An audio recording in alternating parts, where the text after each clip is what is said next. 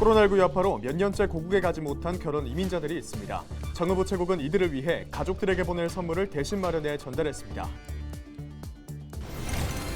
마약류를 탄 커피를 지인에게 먹이고 내기 골프를 한 주범들이 구속됐습니다. 검찰은 범행을 함께한 공범들도 조만간 기소할 방침입니다. 전북도와 전북도교육청이 농촌 유학 활성화를 위한 업무 협약을 체결했습니다. 농촌 유학 시범 사업은 오는 10월부터 서울시 학생을 대상으로 운영됩니다. 전북도는 이달 초 집중호우로 피해를 본 시설에 재난지원금 일부를 조기 지급한다고 밝혔습니다. 나머지는 중앙재난안전대책본부 국비로 지급됩니다.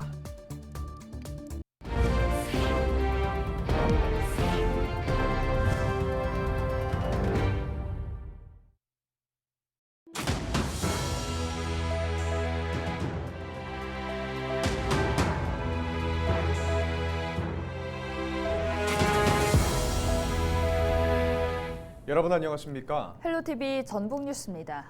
결혼 이민자들은 명절 때마다 고향에 있는 가족들을 더 생각하게 된다고 하는데요. 코로나19 여파로 몇 년째 고향에 가지 못한 결혼 이민자들은 더할 것 같습니다.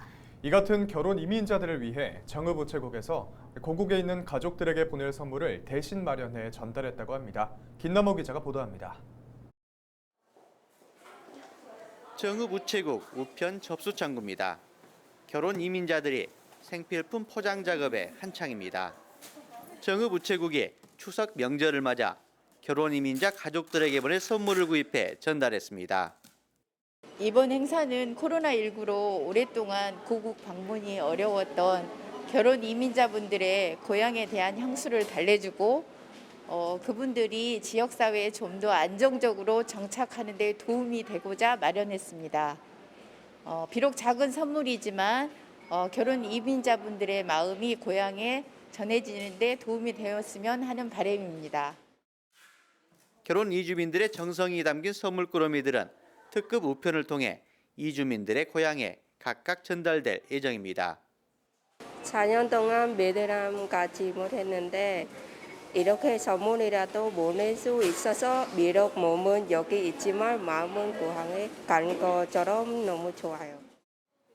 정의부체국과 정읍시 다문화가족센터는 한국어가 능숙하지 못한 결혼 이민자들을 위해 통역과 번역 서비스도 무료로 지원해주고 있습니다.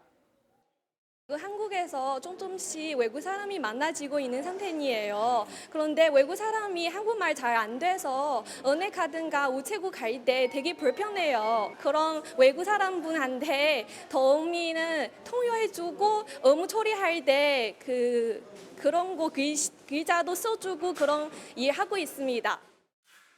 명절을 앞두고도 고국에 가지 못하는 결혼 이민자들, 따뜻한 정을 담은 선물을 보내며 고향에 가지 못한 아쉬움을 달랬습니다. 헬로티비 뉴스 김나옵니다. 전북도와 전북도교육청, 서울시교육청, 재경 전북도민회는 31일 서울시 교육청에서 농촌 유학 활성화를 위한 업무 협약을 체결했습니다. 이번 협약에 따라 전북도는 전북교육청 지역대학과 함께 교육협력 추진 체계를 구축할 예정입니다. 농촌 유학 시범 사업은 오는 10월부터 서울시 학생을 대상으로 운영됩니다. 완주와 진안, 임실과 순창 등 4개 군 6개 초등학교가 협력학교로 참여하며 전북도와 전북교육청은 협력학교의 특화 프로그램을 지원합니다. 서울시교육청과 전북교육청은 유학생에게 월 80만 원의 체재비를 지원합니다. 서울에 있는 많은 학생들이 이용해서 정말 풍부한 문화적 감수성과 정서를 함양해서 차세대 또 대한민국의 새로운 K컬처를 이끌어 나갈 많은 사람들이 양성될 수 있다고 생각합니다. 소리의 고장이기도 하고 또 무주 같은 경우는 태권도가 좀 특성화되어 있습니다. 그래서 이런 것들을 경험하게 해주는 것은 우리 서울에 있는 아이들에게 아주 인생에 있어서 가장 큰 그런 경험이 되지 않을까 그런 생각을 해봅니다. 마약류를 탄 커피를 지인에게 먹이고 내기 골프를 제안한 뒤 수천만 원을 가로챈 일당의 주범들이 구속됐습니다. 전주지검은 마약류 관리에 관한 법률 위반 혐의로 A씨 등 2명을 구속 기소했다고 밝혔습니다. A씨 등은 공범들과 함께 지난 4월 8일 익산시 한 골프장에서 지인 B씨에게 마약 성분의 로라제팜을 탄 커피를 먹인 혐의를 받고 있습니다. 이들은 또 내기 골프를 제안해 5,500여만 원을 뜯어낸 혐의도 받고 있습니다. 사건을 넘겨받은 검찰은 A씨 등 2명과 범행을 함께한 공범들도 조만간 기소할 방침입니다. 전북도는 이달 초 집중호우로 피해를 본 시설에 재난지원금 일부를 조기 지급한다고 밝혔습니다. 도는 전체 재난지원금 6억 600만 원 가운데 도비 부담분인 1억 5,200만 원을 예비비로 우선 지급할 계획입니다. 나머지는 중앙재난안전대책본부 국비로 지급됩니다. 도는 추석 전에 지급 절차를 마무리하고 피해 주민에게 지방세, 통신, 상하수도 요금 감면 등 지원 서비스도 제공할 예정입니다.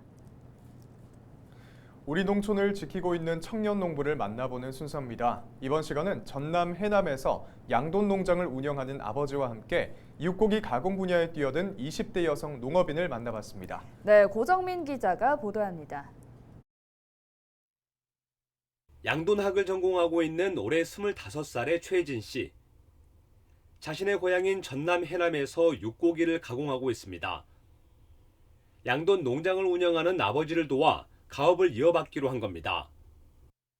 유럽처럼 한국에서도 직접 키운 돼지, 본인의 돼지로 가공을 하고 싶다는 꿈을 아버지도 같이 가지게 되었고요. 소품이나 제품 디자이너가 꿈이었어요. 제가 제 제품 직접 디자인도 하고 디자인한 제품을 소비자에게 소개도 해보자라고 해서 공장에선 수제 햄과 소시지는 물론 다양한 가공품을 생산하고 있습니다. 이 가운데 최 씨가 개발한 제품은 돼지 오겹살을 통째로 구운 이탈리아 요리 포르케타.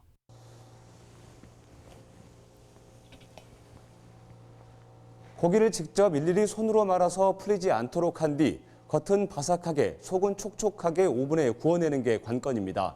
제품이 완성되기까지는 5일 정도 소요되기 때문에 시시각각 손이 많이 가는 일입니다. 일반 소비자분들께서 만드시기에는 조금 가정에서 힘든 제품일 것 같다라는 생각이 먼저 들었고요. 수제 가공품을 만드는데 저희는 자신이 있었기 때문에 이 포르게타도 한번 시도해보면 좋겠다 해서 전체 공정에서 가장 손이 많이 가는 과정은 바로 고기의 맛과 색을 결정하는 염지 작업입니다. 화학 첨가물 대신 유기농 재료만 쓰는데 직접 주사기로 주입할 정도로 정성을 들이고 있습니다. 공장에선 직접 키운 돼지를 가공하기 때문에 재료가 신선한 것도 강점입니다. 최 씨의 올해 매출 목표는 10억 원 정도. 앞으로는 점차 가공 규모를 늘려 해외 시장을 개척하겠다는 꿈도 품고 있습니다. 저희 육가공품도 좀 더 건강하게 먹을 수 있지 않을까 하는 그런 고집, 앞으로는 수출 시장도 이렇게 진입을 해보고 싶어요. 건강하고 질 좋은 고기를 만들겠다는 경영 철학 때문에 기계보단 사람의 손을 더 고집하고 있는 청년 농부. 고기에 대한 남다른 열정이 농촌의 활력을 불어넣고 있습니다. 헬로티비 뉴스 고정민입니다.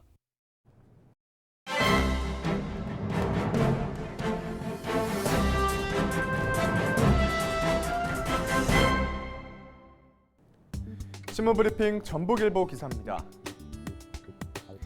대선과 지선에서 정부와 정치권이 핵심 공약으로 내걸었던 공공기관 제2차 지방 이전 논의가 계속해서 미뤄지면서 전북 지역 수건 사업 추진에도 난항을 겪고 있습니다. 전북의 경우 한국투자공사의 이전이 없는 연기금 특화 제3금융중심지와 국기원 이전 없는 무주 태권도 성지화 사업은 속빈 강정에 다름없다는 지적이 일고 있는데요. 또한 장수와 새만금 일대에 추진하고 있는 말산업 거점 조성 사업도 한국마사회 이전 없이는 성립하기 어렵습니다. 이들 기관의 이전이 수반되지 않은 정치권의 선거 공약은 전북도민에 대한 기만이라는 비판이 커지고 있는 건데요. 윤석열 정부는 조만간 국가균형발전 국정과제를 총괄할 지방시대위원회를 설립하고 공공기관 지방 이전 문제를 논의할 예정입니다. 그러나 수도권과 기존의 기득권을 누렸던 공공기관들의 반발에 제대로 된 후속 대책이 수립될진 아직 미지수입니다. 공공기관 제2차 지방 이전은 야당인 더불어민주당의 약속이기도 하지만 민주당이 호남에서 수도권 국회의원 위주로 재편되면서 공공기관 지방 이전 문제가 당 지도부의 테이블 위에 오르지 않고 있습니다. 이 때문에 새 지도부가 어떤 대안을 내놓을지 관심사인데요.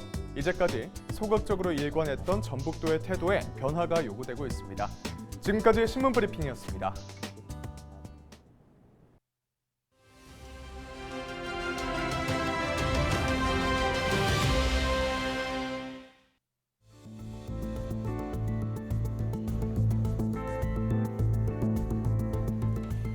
사람에게 차여 다리 뼈가 부러진 새끼 고양이, 또 몸에 화살이 관통된 개, 또 뇌졸중 주인을 살린 강아지는 신체 일부가 잘리는 학대를 당한 채 보신탕집에 버려졌습니다.